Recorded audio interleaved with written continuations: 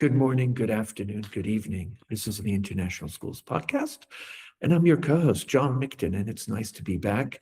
One of the things that, is interesting when you do a podcast, you're always having guests over, and it's, as I've said many times, and Dan, who's not with us today, always say, this is the best professional learning we can get. We learn every day when we talk to our guests, but sometimes you get invited, and actually, the guests that are here with us that I'm going to introduce in a few seconds kindly invited me to come and talk. So after the talk, I was like, oh, you guys have to come to our podcast. So it's kind of share alike and giving to each other. So I'm really excited to have Sam and Kirun from BrainTools.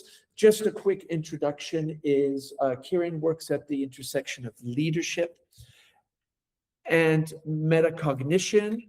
He does a lot of work with school leaders, organizations on cognitive science. He helps people think more clearly, more effectively, and really gets people to think out of the autopilot mode. Over the past 14 years, he's delivered over 1,600 workshops and keynotes for leaders around the world. His work focuses on practical leadership skills such as staying clear and pressure, building emotional intelligence, and learning how to learn. He's the host of BrainTools Podcast, which I just mentioned, with over 62,000 listeners in 100 countries. And he's also a Senior Leadership Facilitator for the Harvard Business Impact, where he supports leaders in large organizations. He also is the author of The Imperfect Learner. And Kirun's style is practical, relatable, and focused on giving people tools they can use straight away. And I think that's what's really so important often when you have people working with you. Samuel is his partner in crime. He works in the intersection of education, technology, and learning. Sam has worked in technology, AI, cognitive science, and learning and education and learning for the last decade. He runs SEL camps, reaching thousands of students, delivering cognitive science-based workshops to schools, and built learning products used by over 100,000 students. He is the co-host of the BrainTools Podcast, where he shares practical neuroscience and helps people understand how the brain works. He's also the co-founder of BrainTools Labs, who created science-backed resources, products, tools to help schools teach the human skills AI can't replace. And I'm just really so happy to have you both with us today. And thank you for being on the International Schools Podcast, Sam and Kirun. Our pleasure. Super excited to be here, John. Sorry to jump in there and to share a little bit about what we've learned and with your listeners and your audience. Yeah. One of the things I think there is a lot of conversations in schools, especially in the context of primary and secondary schools, but also in organizations as we lean into these AI tools and they become far more powerful and capable in various contexts with various levels of complexity, depending the model and your prompts, etc. One thing, there is some research out there that says that this does impact metacognition, in the sense that as you depend on somebody else doing your thinking, you don't really think as much. It's a bit like going to the gym. If you go to the gym and you just go and exercise once, the chances are the impact is going to be very minimal. But if you kind of have the resilience and the grit to keep going over months and sweat and understand the mornings that you don't want to go, you go anyway, you are going to start seeing some impact, and those muscles get trained and they develop, and then you become fitter. It's a bit like the brain. If you think and you teach kids how to think from an early age, and I think even 3, they're going to get used to thinking, and then they have that muscle. The problem we have is that many kids, and Timothy Cook, one of our guests, said it very well, is that they don't have that muscle. So if they don't practice it, they become kind of put into a situation where maybe that issue of metacognition becomes so much more intense. So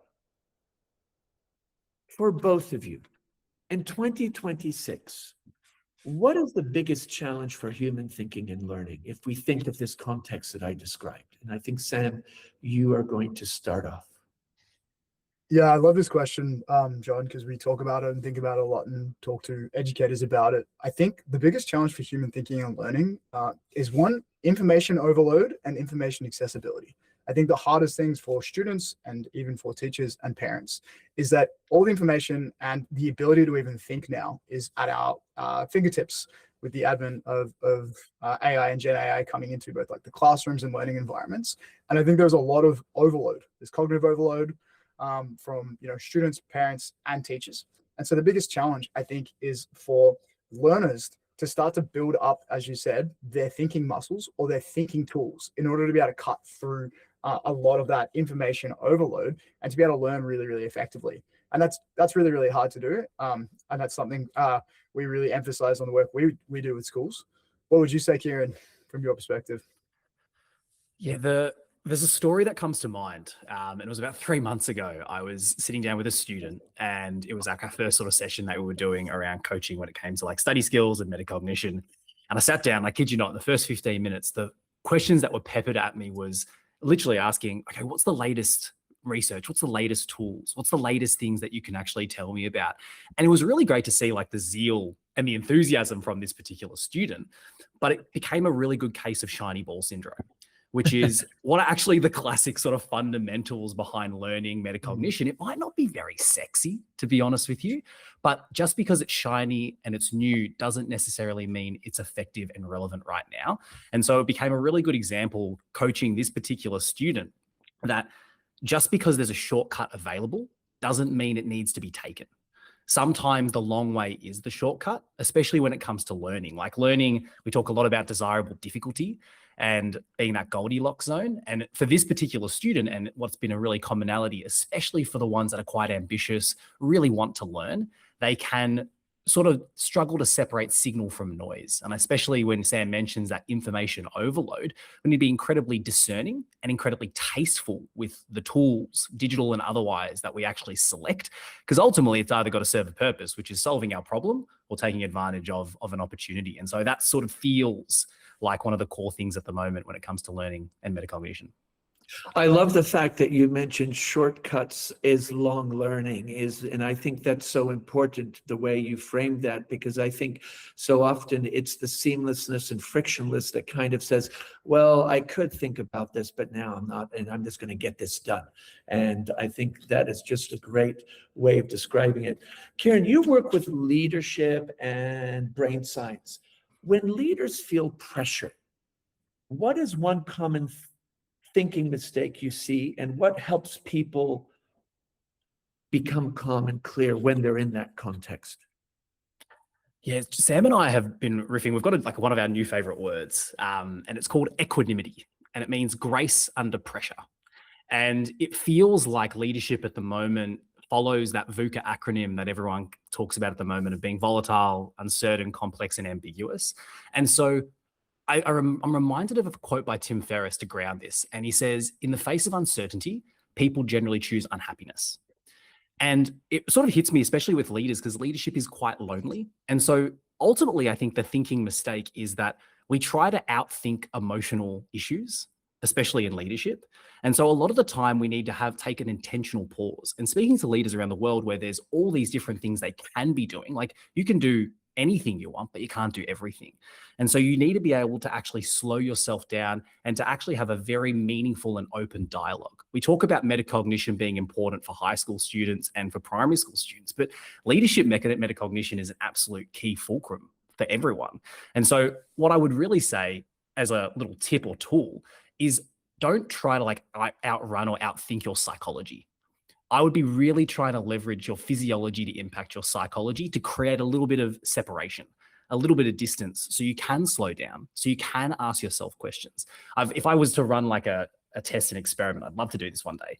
I really would love to note the number of open-ended questions that a leader asks themselves, and that being correlated with their metacognition. So why am I feeling this way? What's actually going on right now?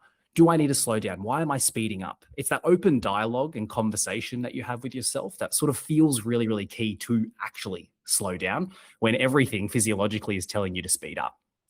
So Kirun, do you think that is something that actually leadership teams and organizations should be focusing as a type of professional development through, looking at triggers and looking at actual strategies? Or is this something that's just, you're either have it or not? Well, I'd love to adopt a growth mindset when it comes to this. I think Satya Nadella, Microsoft CEO, and John, you're going to learn very quickly that I like to think in quotes, but he says, don't be a know-it-all, be a learn-it-all. And so I think taking that as your sort of platform, I would absolutely like to think that this could definitely be trained. And a lot of the time when you speak to leaders and you ask them, like this was the basis of the book coming out later this year, was like, what's in your toolkit? And when I asked 120 leaders this, about 92% of them couldn't actually give me an answer.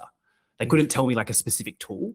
So if I said to them, okay, use the physiological sigh, I think intuitively they'd sort of know what that is, right? You take a double breath, and what you're then going to do is then regulate your nervous system accordingly. But they don't necessarily have that conscious competence to actually call upon it. And so what I found quite useful, at least in the work that Sam and I are doing, is explicit tool naming, being really explicit about them, whether it's strategy, tool, you can use whatever word you like, as long as it really is tightly coupled to a problem you're looking to solve in that moment, can be a really major unlock. And that's when you start to create shared language. I can share tools with the people around me, and that can ultimately sort of lead to better outcomes. Because in reality, we don't have to reinvent the wheel a lot of the time. We need to be reminded a lot more than we need to be taught. I love that, the idea of being reminded, because sometimes the reminder is a good provocation for us to actually internalize that and actually act upon it. Sam, you do a lot of work on education technology with schools, and people are using technologies in ways that might look helpful, but in your opinion, what are those ways that they think it's helpful, but actually it's not helping thinking and learning? What are you observing? Yeah, I mean, I love this question, and it kind of harks back a little bit to what Kirun was saying, but it's this idea of more. I see lots of learners and also lots of professionals using technology and AI to do more. They'll try to do more revision. They'll produce more work. They'll do more writing, more worksheets if they're teachers, but it's not actually better. And so the issue is a focus on output quantity rather than the quality of the thinking or the quality of the work or the quality of the learning that goes into it. And so what I would challenge a lot of listeners and particularly learners do is like, how can you slow down? Because actually the learning is what happens in those moments of friction where you do slow down and you have to break down a concept and really think through it. And rather than trying to outsource that process to get to the outcome at the end, as Kirun said, that shortcut, slow down and embrace the friction, because that is where the learning happens. And so I think, one of the biggest things I'm observing is trying to do more rather than trying to do better. And that applies to both learners and then also teachers, producing resources for their class. I think that's interesting that you bring up this idea of wanting to do more than better, because I think sometimes even in a classroom settings, teachers are kind of under a time zone or a timeline, and they're trying to push and let's get this done, and not really digging into the process and allowing the process being the kind of the center, the meat of the moment, more than just trying to get it completed. It comes to this idea that I think, Kirun, you keep bringing up in some of the work that I have observed through your website, is this idea of autopilot. And what does autopilot look like in daily life? And what's one way that you can suddenly say, "Ooh, I'm on autopilot, time out"? Yeah, I wish it was so easy, John. It'd be so nice and easy to be able to get out of autopilot, and then maybe I'd be out of a job. But what becomes like, I like Carl Jung's work, and he's got this quote again, it's coming to my mind, which is, until you make the unconscious conscious, it will continue to rule you and you will call it fate. And a lot of the time when it comes to autopilot, it's purely unconscious. We are the passengers in our life rather than being the driver of it. And so because you don't really know you're on autopilot, it takes you to actually zoom out to then notice it. So a lot of people are quite zoomed in, but can we actually take that step back? And so I'd love to give you the simple thing, but I would actually say rituals really set you free. Like metacognitive rituals, thinking routines for a leader or for a learner, it's super simple. Maybe it's at the end of the week, and I'm a very big believer in making sure that you have congruence between what you think is true and what is actually true. So I like my calendar. So every single week for me personally, I'll look at my calendar. I've put in, and my partner likes to laugh at me, but I put in pretty much every single 15, 20 minutes of my life just to see where it goes. But then I look at it and I just ask myself some questions like, am I at peace with how the week was? Did I feel in certain parts of that week, I saw that particular activity I did for 3 hours, I felt really, really sped up. And so I feel like once you have a bit of a platform, you can create some form of reflection tool. And I always try to like embody what Ray Dalio says, the CEO of Bridgewater, and he says, pain plus reflection equals progress. And so having that idea of reflection, which is, okay, what do I actually need to stop doing? As Sam said, a lot of addition takes place via subtraction. Something that you can just stop, start, continue, any form of model, then can really guide you in a little bit more of an intentional way. And so the opposite of autopilot for me is intentionality. Intentionality means you happen to things rather than things happening to you.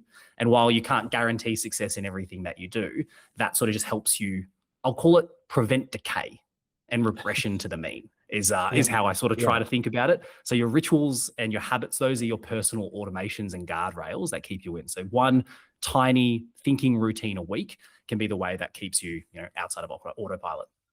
And I know in primary schools and in many schools around the world, they use some of the work of the visible thinking routines from Project Zero.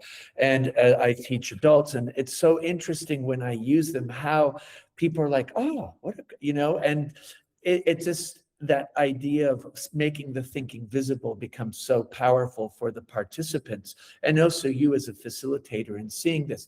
So Sam, when schools and workplaces that you work with, what do they get wrong about this idea that Kirun's talking about, practice, rituals, and reputations when something becomes difficult in the learning?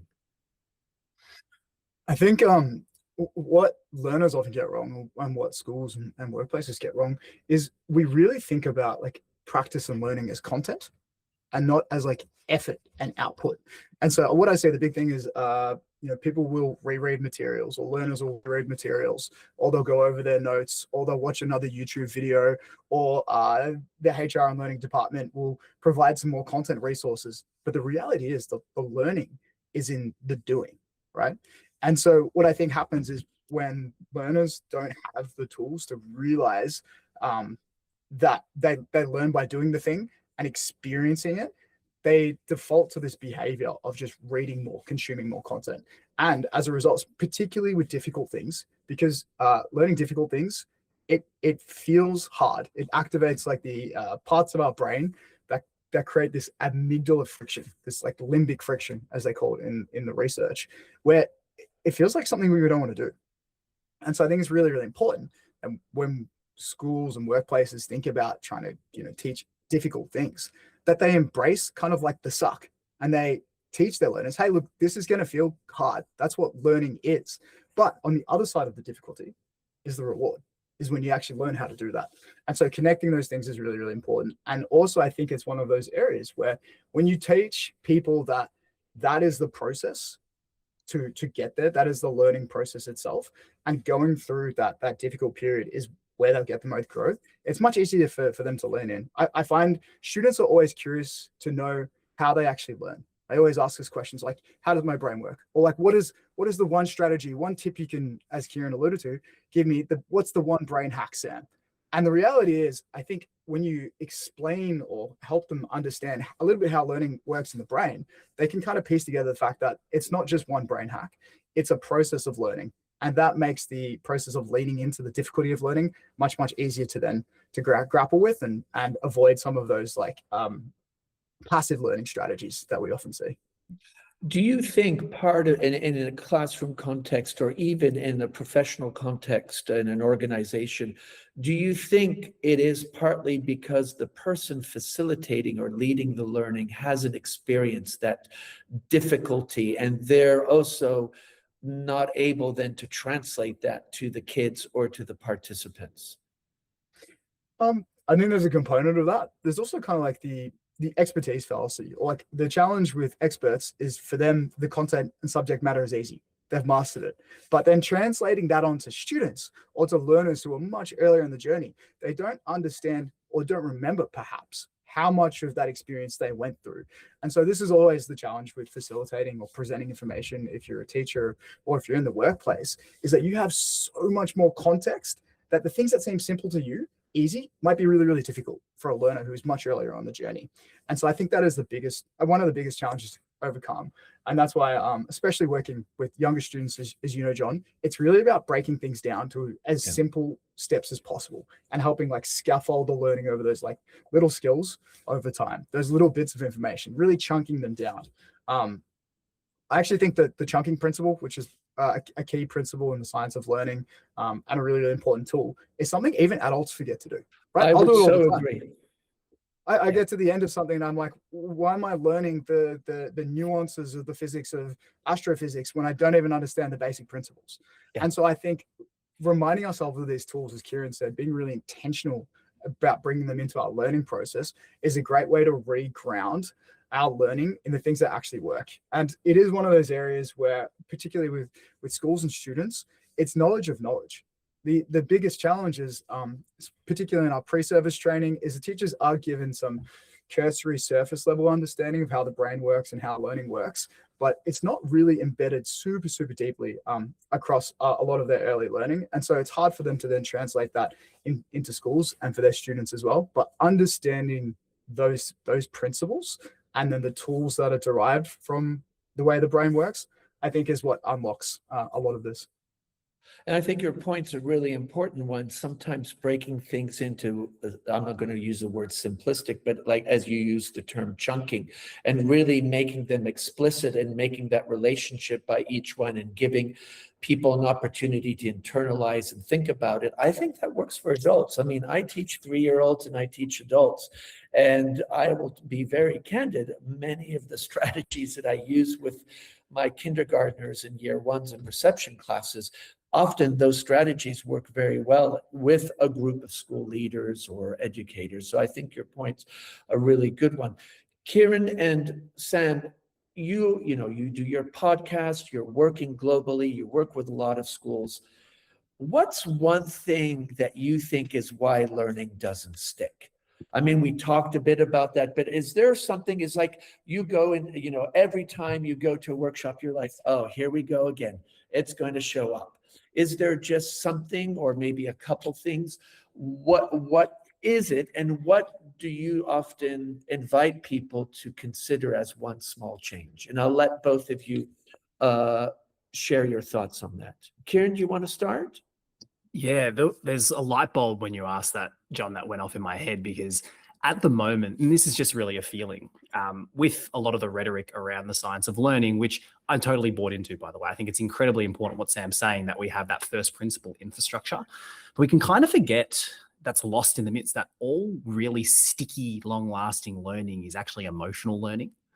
Like, we can sometimes lose the emotional essence of it. And now I know it's hard when we're teaching maybe, younger students, that they don't necessarily have the, let's call it, emotion granularity and the vocabulary to understand these emotions. But if you think about all the great learning that we've done in our lives, us three here and everyone listening, a lot of it is emotional, and there's some form of emotion that is anchoring that particular learning.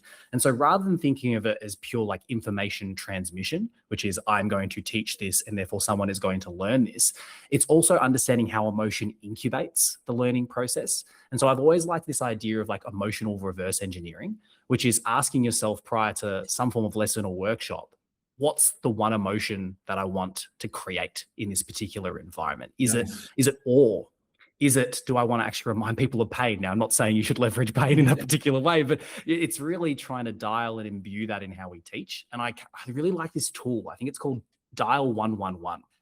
And it was the idea that when a teacher's like short on time and you want to plan something, or you're a keynote presenter, it doesn't matter. You go, one emotion I want to evoke in the audience, one question I want them to ask themselves, and one tiny action moving forward. So you just dial 111. And that sort of starts to anchor things in the emotional experience that you're trying to create.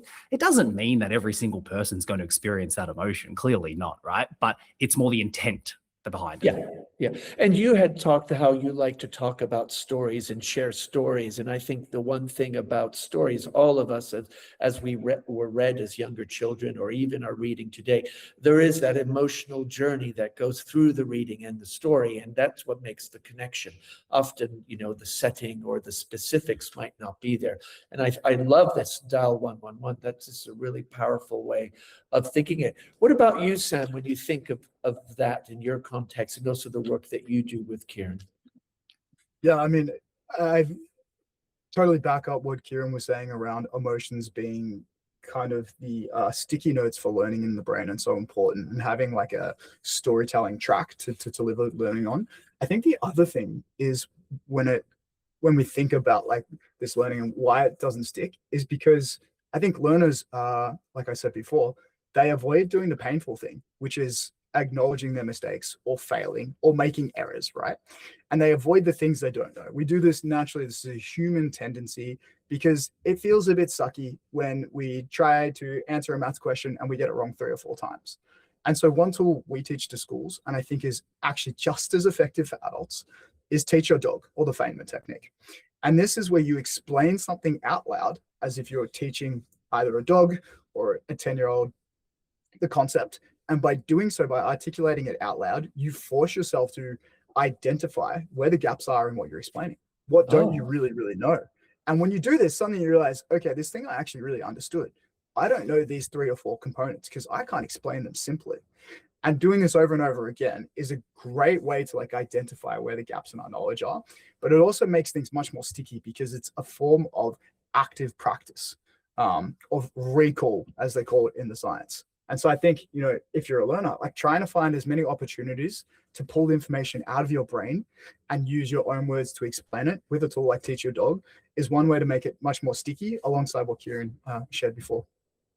I love this idea always coming up, sticky, making it hard, the kind of the grit that you have to have. These words just keep popping up as we're having these conversations. So there is a white paper out called The Intelligence Curse from Luc Drado.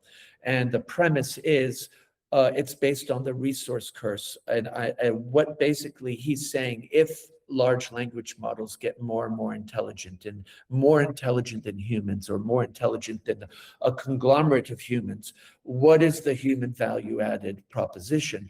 And for companies, there's less motivation to invest in humans because they're really not bringing that much if you think of it as intelligence. And I'm wondering, and this is a white paper, it's a provocation, and I think it brings up a lot of interesting ideas. I'm wondering, Kirun, when you think of as these large language models become more capable and people become more fluid with them and also dependent because of this idea of, I'm going to use the word lazy, but maybe liking the shortcuts, but not the shortcuts that you described that actually is a long cut.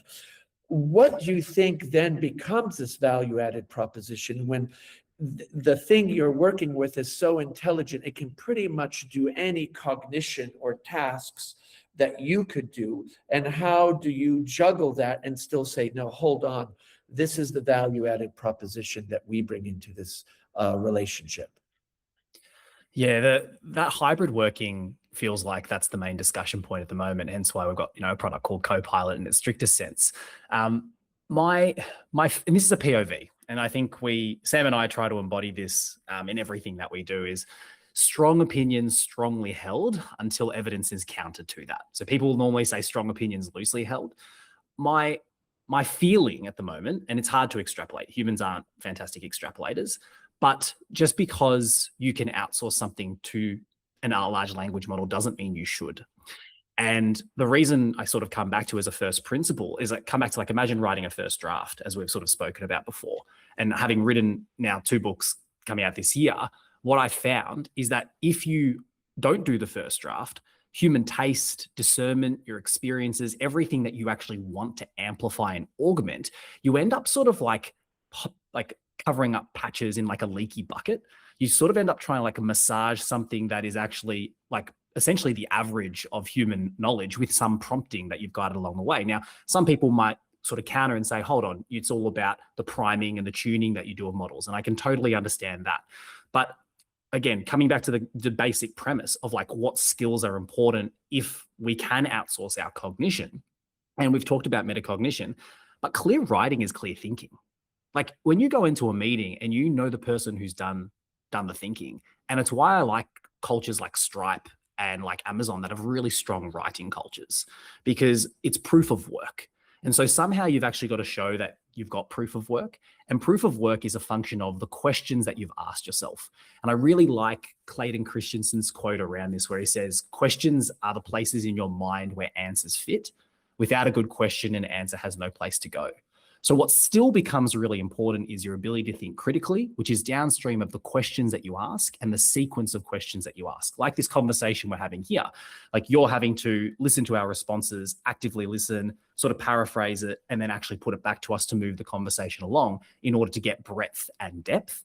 And so that same anchoring, we've changed the medium of like deploying the skills, but communication is still a really important skill. You might be communicating with a large language model and not necessarily just human, and both of them, but that I feel is still really, really core. But I'm really interested to know what Sam thinks as well on this particular note as well, because like it's one of those things that it's never for and against. We've got to be always be aware of the false dichotomy. It's never thesis, antithesis. It's normally some form of synthesis. The problem here is we're probably not very clear and granular on what that synthesis looks like right now. Yeah. Sam? Yeah, I mean, I think we're not clear and granular on it because it's so new. We're still discovering, like, where does the artificial cognition interplay with the human? But as Kirun said before, kind of one of the tools and principles we operate off is brain first, AI second.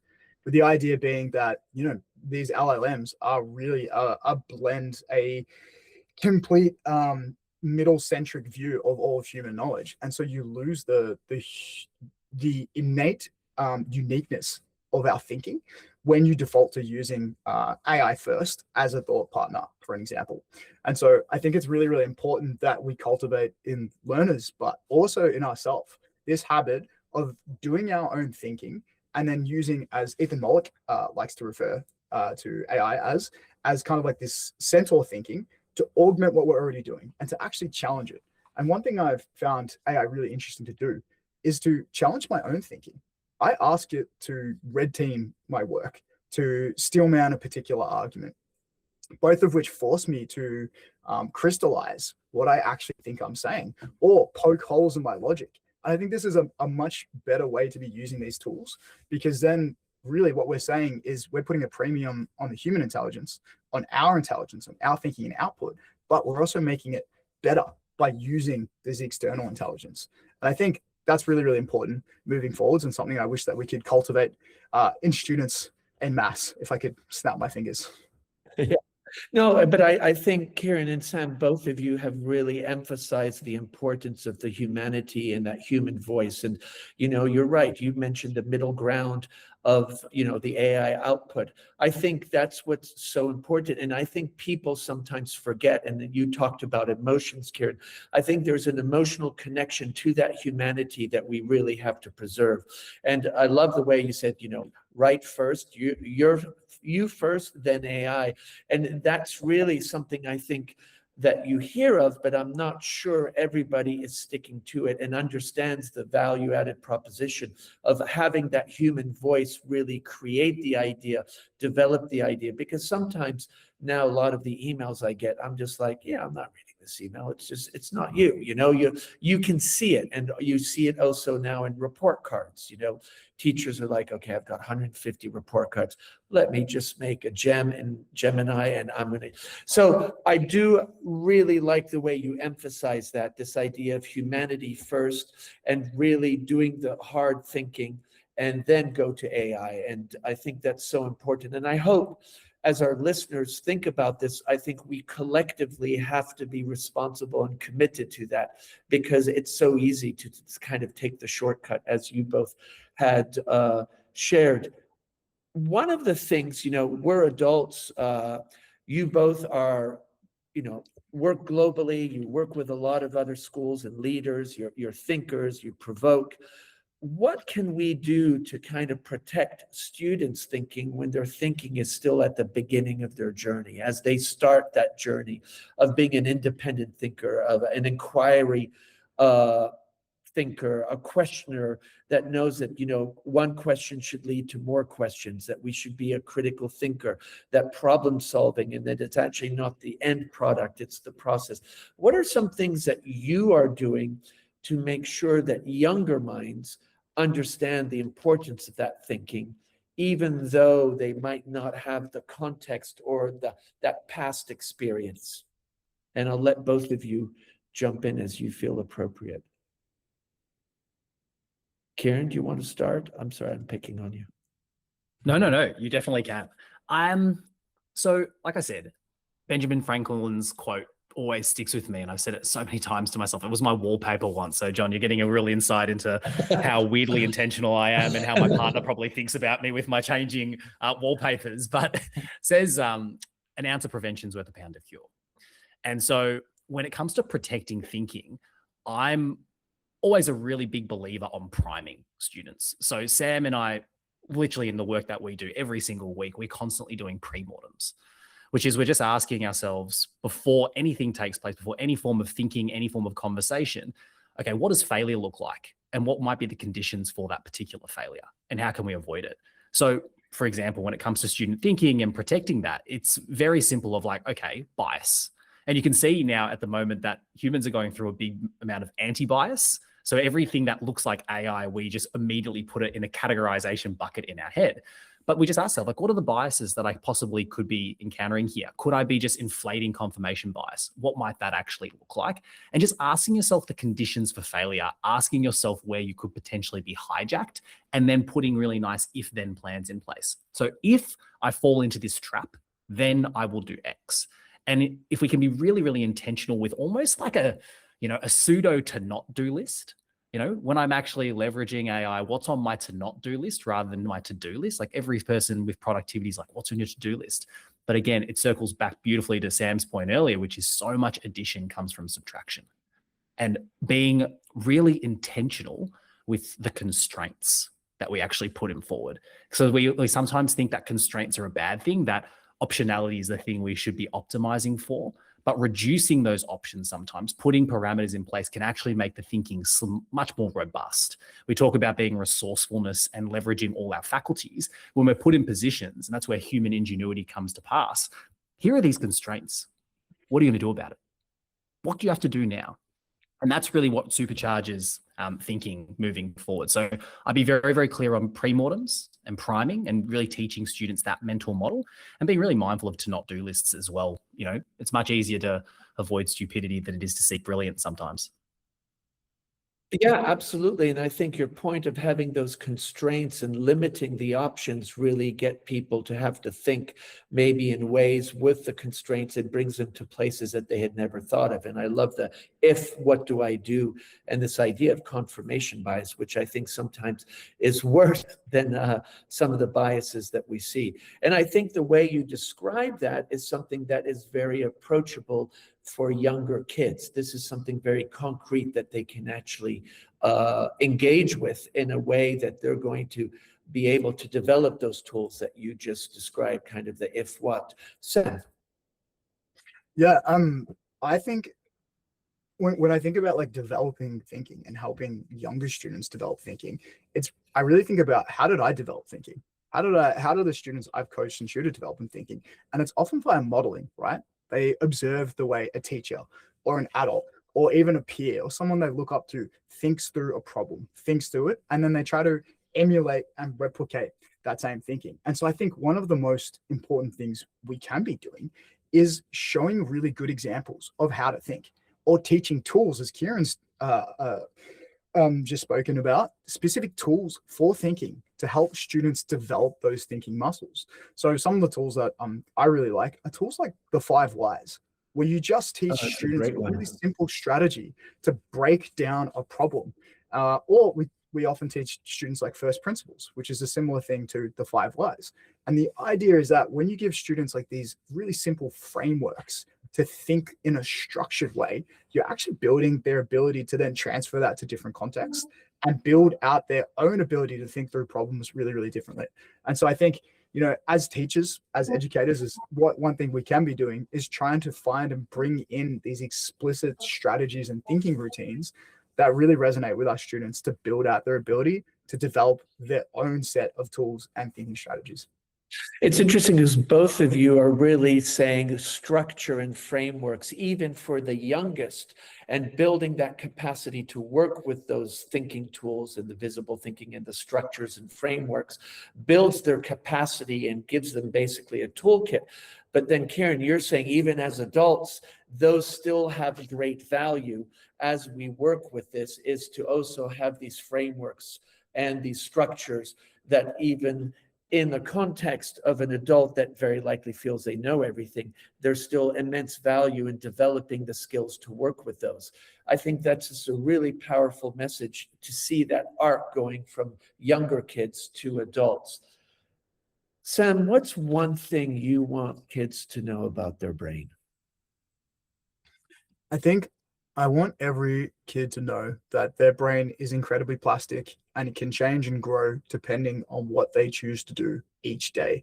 And that every habit and every action they take adjusts and alters their brain, their neurochemistry, the pathways in their brain, their synapses.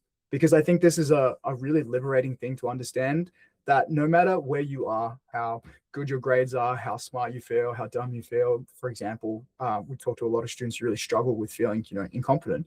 Understanding that they can change and really, really quickly is super, super empowering. And so I think if every child out there just knew how capable their brain was of changing, that would be an amazing thing to share with the world.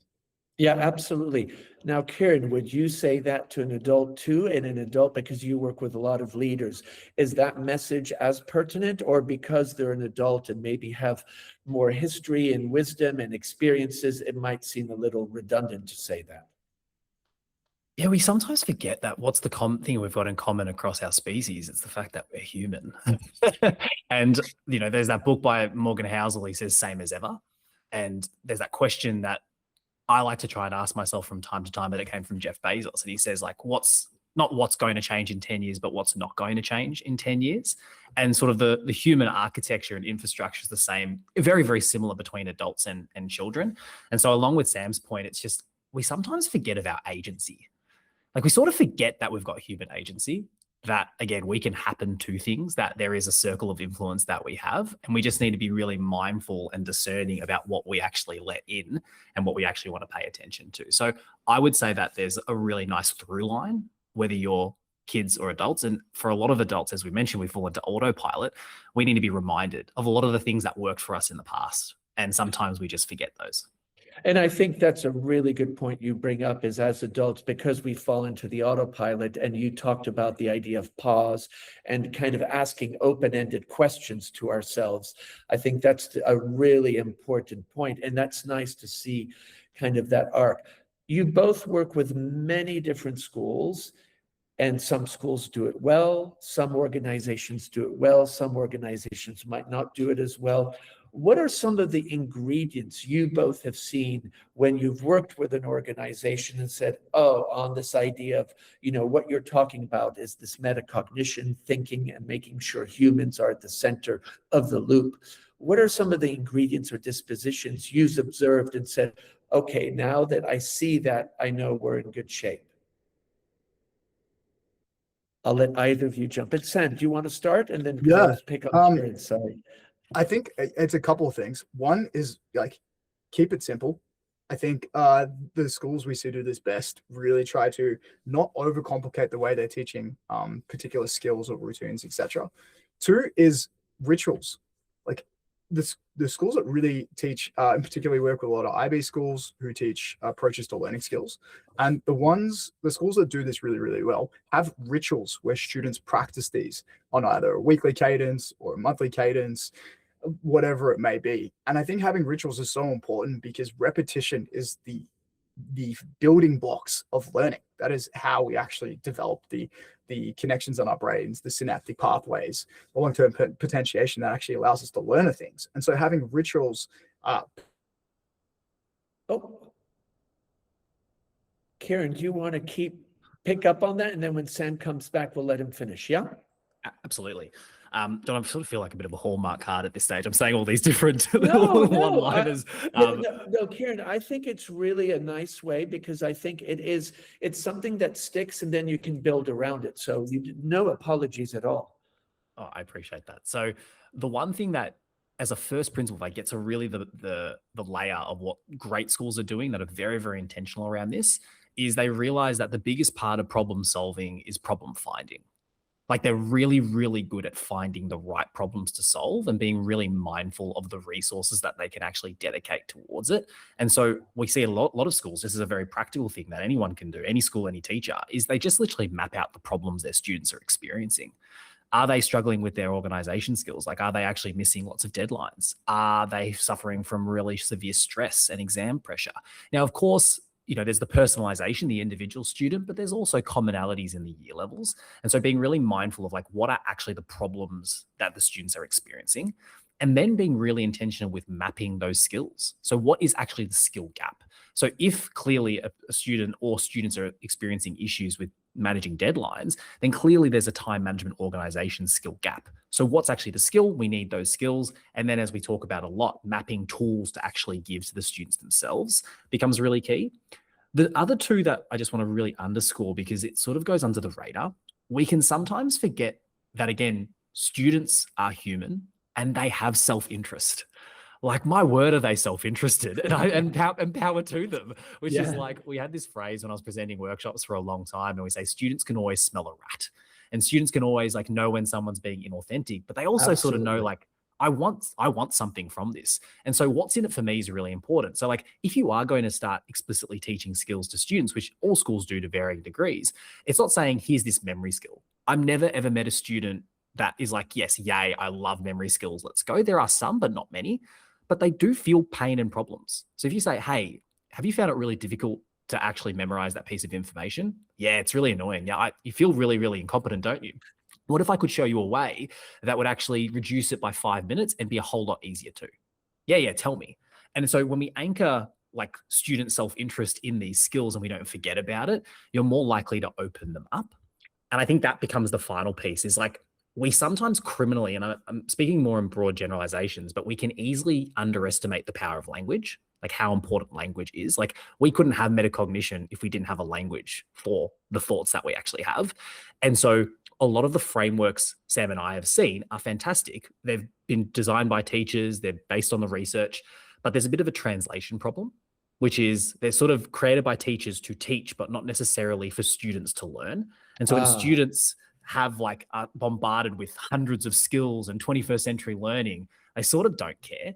But if you can translate it into language that they understand, they're much more likely to actually take it on board. For example, Cornell Notes is one of the note-taking strategies that so many schools talk about, but not many students know what Cornell is unless you're from the US. And so it doesn't necessarily have that relatability. So we call it Tetris notes. So we say, hey, in Tetris, we'll show you this game, and you can piece it like there's different blocks. Treat your notes exactly like Tetris. Different blocks have different purposes. And when you start to put it in language that they're more likely to align with these tools, then they're much more likely to use it, at least in our experience. So just be really, really mindful with the language that we use around things. There's science of learning where we can talk about spaced repetition, interleaving, self-explanation, but that's academic language that doesn't necessarily land with students. And so become great translators is what schools that we've seen be really successful have done.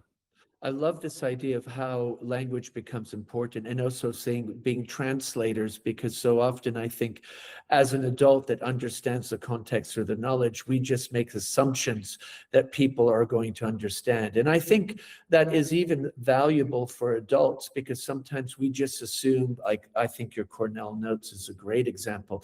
We just assume that even if they don't know it, they're going to work it out on their own. And I love the explicitity that you bring up of really making sure that we're translating things in a way that the person can understand it and build their own kind of cognition around it.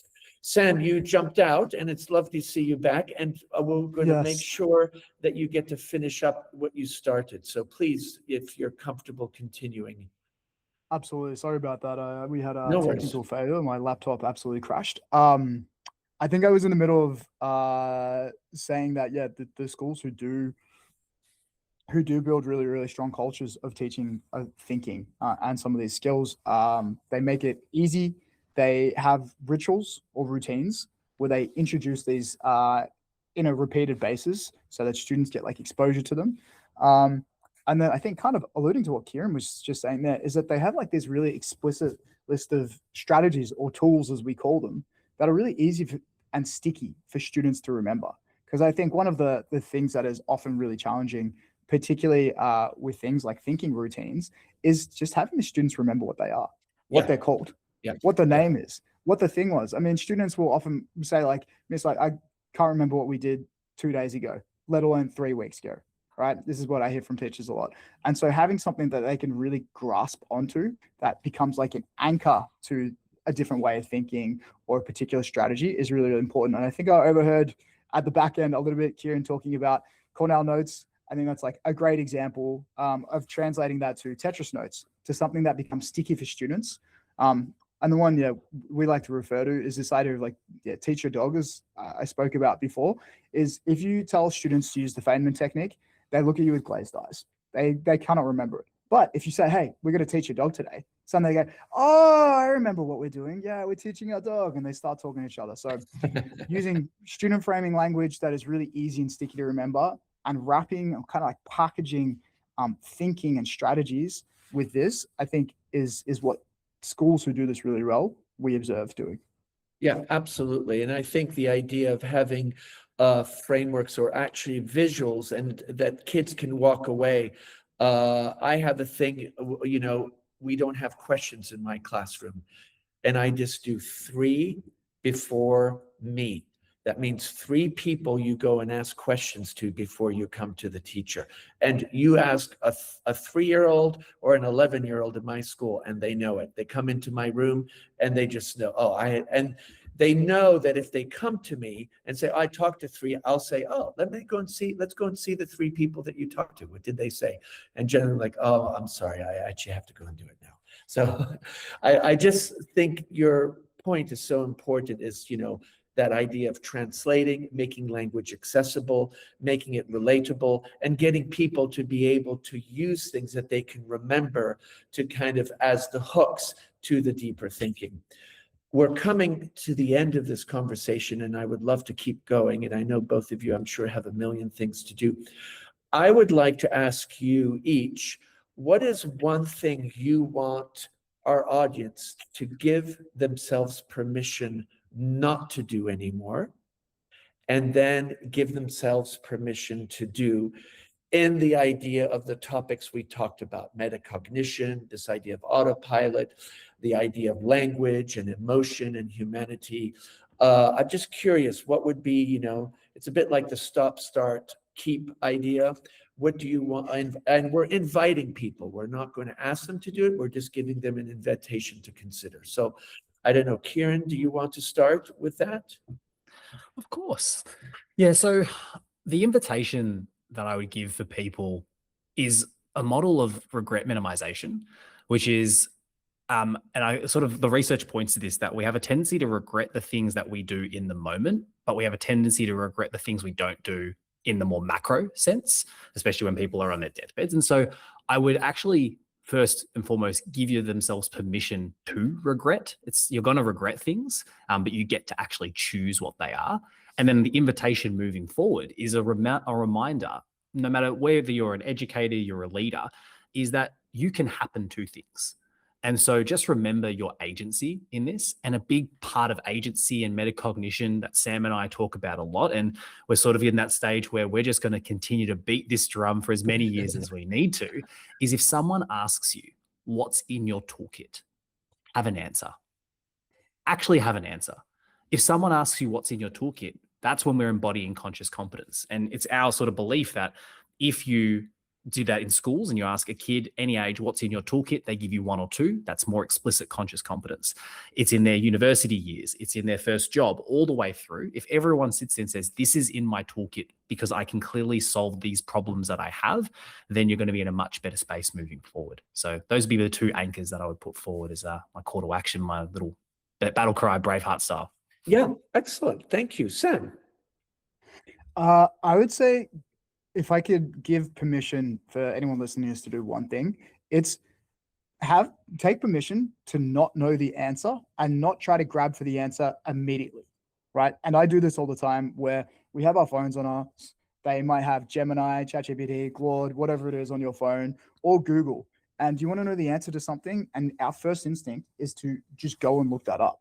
But again, and this is something we can model for students. If you just spend a little bit of time and actually thinking about the question or thinking about the thing you're wanting to learn before even touching any resource, you activate so many more parts of your brain that when you do go out and seek that information, it actually becomes a lot stickier. And you are galvanizing or strengthening the connections in your brain, which encourage you to think first rather than information seek first. And I think if everyone gave themselves permission to not know everything at all times, which is super hard in our culture, super hard when you're at a dinner table and someone wants to ask you a question, but gave ourselves some permission instead to think and be curious, I think that would be an amazing thing, because then it would filter through to all of our thinking, all of our communication, and the way we interact with both students, learners, and other people. Well, thank you. So everybody that's listening, you have 3 wonderful invitations here. These are gifts, as we call in improv.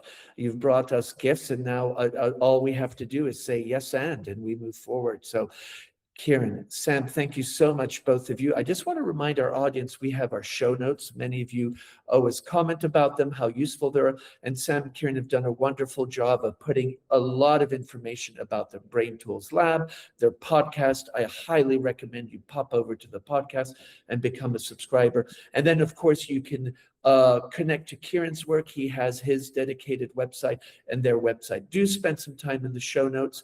And I definitely invite you to reach out to them if you have further questions, or you think the kind of conversations we had and ideas resonate with you. Kirun and Sam, I know, will be very happy to have a further conversation and engage with you however is appropriate in your context. So both of you, thank you again. And to our audience, thank you for all the comments. And of course, the LinkedIn group keeps growing, and we've gotten a lot of interesting ideas and also comments and feedback. And then people have been provoked and shared some resources. So we really appreciate the interactivity and your commitment. And as always, if you like these conversations, make sure to share it with somebody, or just like us on one of the many, many podcast ecosystems that you live on.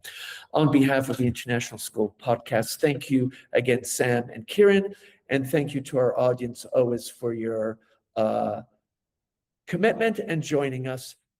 See you next time.